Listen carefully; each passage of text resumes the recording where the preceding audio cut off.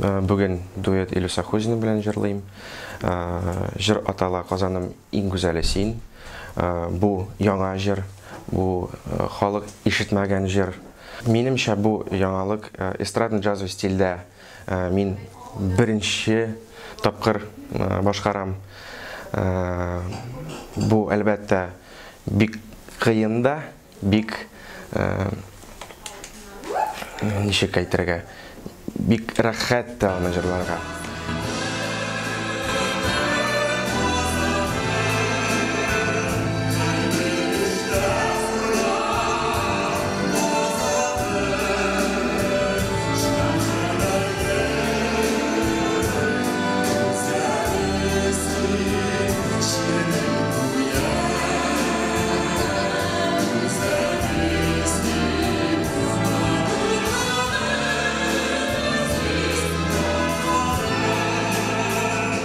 Hazırki zamanda elbette bunday konsertler her daim bulurga tiyişler.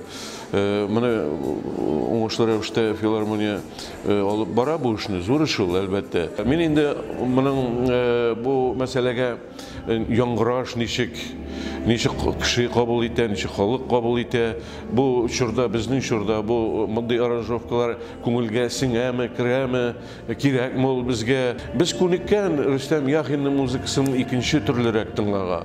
Бүгенге ул кичәдә яңгыраш икенче төрлерәк ишетелә. Миңа калса, кайбер номерлар бик уңышлы, кайберләре мин бик үк өнә бетермим.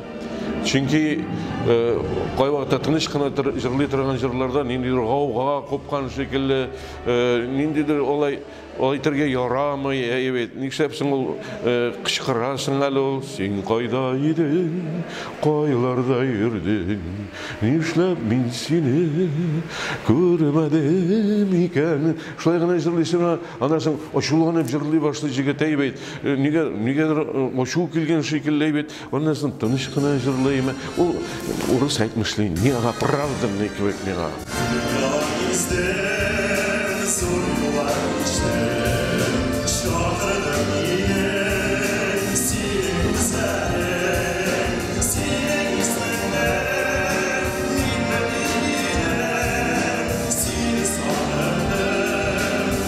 Рөстәм Яхин иҗатында халыкка иң танылмаган җыр ул минем башкаруымда дип саныйм, чөнки Илдар Юзеев сүзләренә 12 аккыш дигән җырны мин үзем дә әле ишеткәнем юк иде.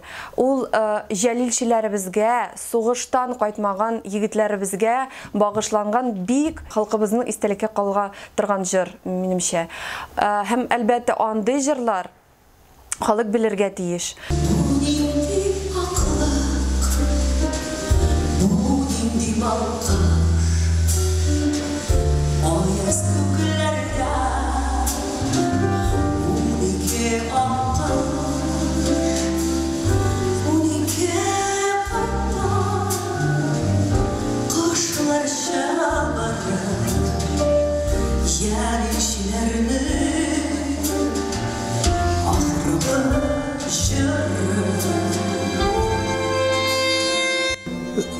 Мен бик шок, чөнки минем 20 ел мин җитәкче булып эшләдем симфоджазовый шундый оркестр белән.